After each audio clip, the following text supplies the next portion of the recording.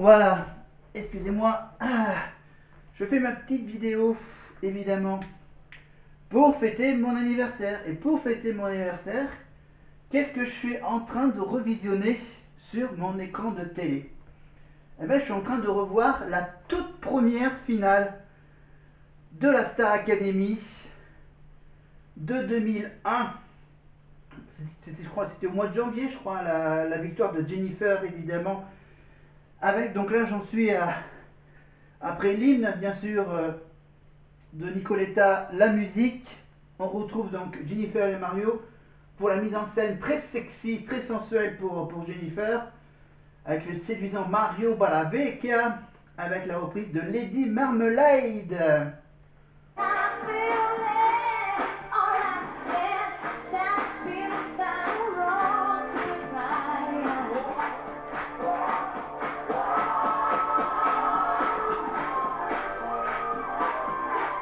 Avec évidemment chorégraphie de Kamel Wally, mise en scène de Kamel Wally bien sûr, avec un petit canapé rouge.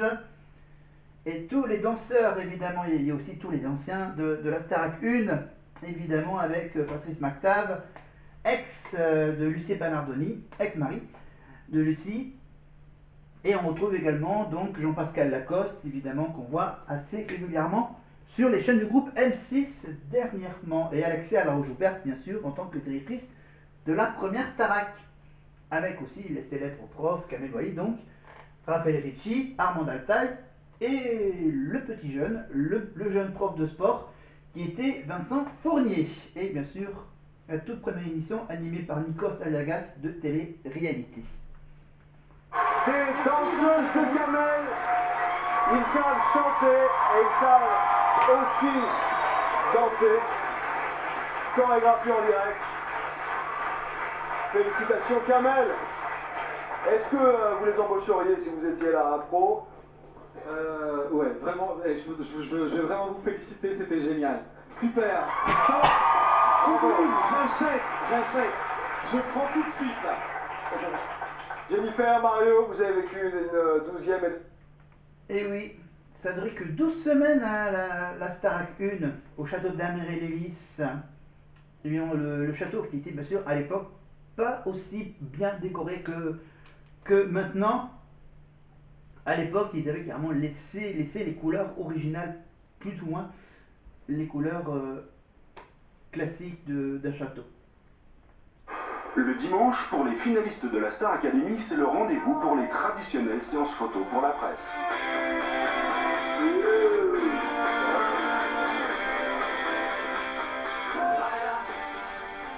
Évidemment, la finale de la première Starac, bien sûr, commence par une séance de photos pour les magazines télé ou autres.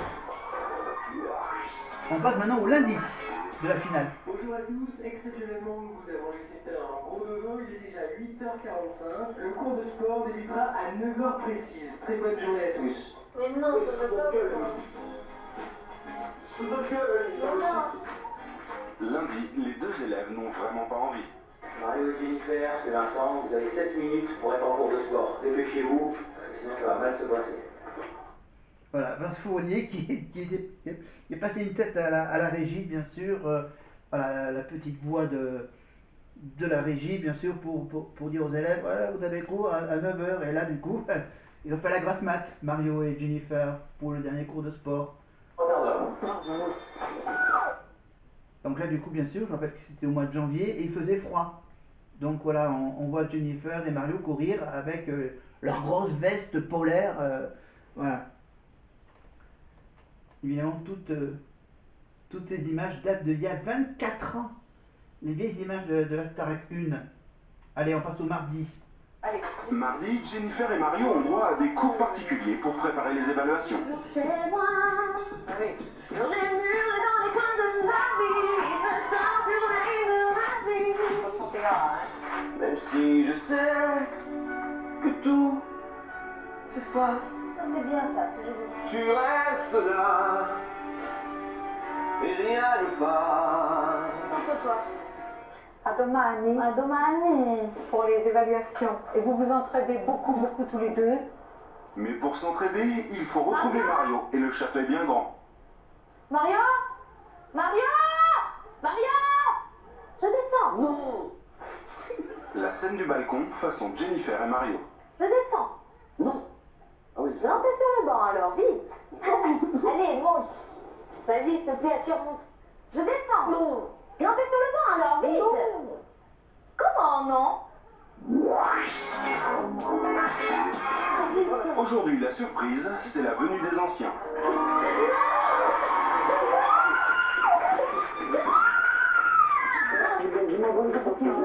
À peine le temps de s'embrasser qu'il faut déjà se rendre à une séance de dédicace. Et les fans. Et oui, des séances de dédicaces qui ne changent pas, évidemment, avec les années. Donc voilà, donc qu'est-ce que vous avez entendu? Oui, vous avez entendu bien sûr la scène du balcon de Roméo et Juliette avec Jennifer et Mario. Voilà, le cours de sport, séance de dédicace dans un centre commercial. À l'époque, bien sûr, les photos, ils prenaient les photos avec les bons vieilles appareils photo, avec les pellicules qu'il fallait développer. À l'époque, il n'y avait pas encore les smartphones avec les applications photo. Allez, maintenant, discussion avec la maison de disques. Ils vont découvrir qu'ils font la une de tous les magazines. Alors, tout ça, c'est les nouveautés. Pikachu! Qui mange? D'accord. Pikachu, c'était le surnom de Mario. Et pour apprendre à gérer leur image, Jacques Séguéla, le monsieur de la communication, leur rend visite au château. Comment tu as chanté? Voilà. Le gars qui parle de Rolex, de montre. Pédago est trop cucu. Dans la vie d'une star, il y a 3 étapes. Il y a l'étape starlet, c'est un peu la vôtre. La starlet, elle doit se faire remarquer à tout prix. Après la phase de la starlet, c'est la phase de la vedette. Vous allez devenir demain des vedettes. La vedette, elle doit exprimer son talent, elle doit se faire aimer. C'est déjà beaucoup plus difficile. Et puis après, certaines vedettes, très peu de vedettes, deviennent stars. On devient star quand on est connu, mais quand on est reconnu pour un talent et quand on est reconnu pour une valeur profonde. Pourquoi Piaf est une star? Parce qu'elle a incarné cette après-guerre avec une force. Pourquoi Montand est une star? Pourquoi Elvis est une star? Pourquoi tous les chanteurs? Pourquoi Sinatra est une star malgré cette vie de patachon qu'il a menée? C'est parce qu'il a incarné l'Amérique. Alors on finit avec vendredi. De la Star Academy, Vincent a enfin trouvé le moyen de réveiller Jennifer et Mario.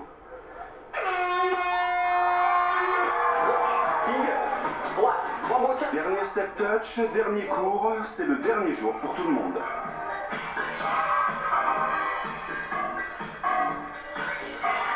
C'est vous qui avez raison. Je vous souhaite plein de bonnes choses pour la suite de votre carrière. Et puis, merci pour tout ce que vous avez fait. Merci à toi. Ta gueule, mais c'est juste pour te souhaiter. À l'époque, évidemment, il y avait Mathieu Gonnet qui était là aussi, en tant que répétiteur. Voilà, et je ne me rappelle plus le prénom de la répétitrice de la première Starac. Et le premier cours de chant avec Armande Altaï. Là, c'est un petit câlin entre Jennifer et Armande pendant que Mario chante. Vouloir jusqu'au bout, rester malgré tout, apprendre à aimer et s'en aller, et s'en aller, et s'en aller, et s'en aller. Denis, qu'est-ce que vous avez ressenti en quittant définitivement le château de ce matin, en pliant vos bagages en partant? Beaucoup de peine, mélancolique. J'étais très mélancolique ce matin. Mais d'un côté, contente, parce que je suis curieuse et j'ai envie de voir ce qui se passe à l'extérieur et contente aussi de retrouver ma famille, mes amis. Et... Voilà, et puis le public quand même. Ce soir. Le petit public, évidemment, parce qu'à l'époque, c'était dans un petit studio de télé de l'époque. Voilà, je rappelle que maintenant, ils sont sur le plateau 217 de la Plaine Saint-Denis, évidemment, le plus grand plateau télé d'Europe. Évidemment, à l'époque, bien sûr, ils ne savaient pas si ça allait marcher ou pas, donc c'est pour ça qu'il y avait un tout petit public, un tout petit plateau. Et voici donc quelques mots de Jean Pascal. Plein de choses, plein de travail, plein de propositions, il faut gérer tout ça et Déjà, pas le temps de dormir. Businessman, plein de choses, plein. Non mais c'est vrai, Direct. ouais, je le dis, c'est vrai. Il y a plein de choses qui arrivent dehors, c'est super. Vous voulez toujours être chanteur? Et ouais, bien sûr. Mais je chante déjà, je suis chanteur. Ouais, Oui, je chante moi. Jean-Pascal a été repéré, bien sûr, en tant que sauveteur en mer dans le sud-ouest de la France. Et bien sûr, Jean-Pascal a fait une courte carrière musicale, bien sûr, avec l'Agitateur. Il a fait, je crois, il en a fait 2 ou 3 albums seulement, Jean-Pascal, avant de se consacrer évidemment à la comédie, à l'acting, bien sûr, dans la série Section de recherche, entre autres, évidemment. Et pour la première Starac, pour la finale de cette Starac, bien sûr, ils avaient fait venir un Québécois, mais pas n'importe lequel. Content de vous accueillir.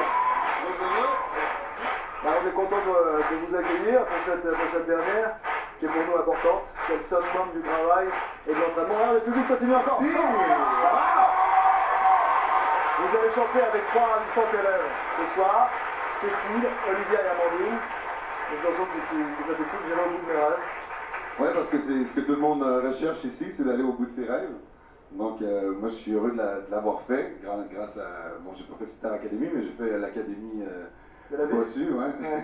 Et de la ville Notre-Dame de Paris, là, ce soir, vous leur donnez un petit coup de pouce. Venez les filles, c'est à vous. Eh ben tiens, voilà, donc je vous rappelle que j'ai toujours avec moi mon petit micro gadget Star Academy, que derrière moi, bien sûr, il y a l'affiche de la Star Academy Tour de 2004, voilà, et juste à côté, bien sûr, Marine et Nola pour la tournée 2025, dont, évidemment, j'ai le billet pour le concert à Toulouse, et on va revenir en quelques minutes à cette finale, mais pour le moment, on va faire... Normalement, il faut que ça marche... Attends, on va faire quoi?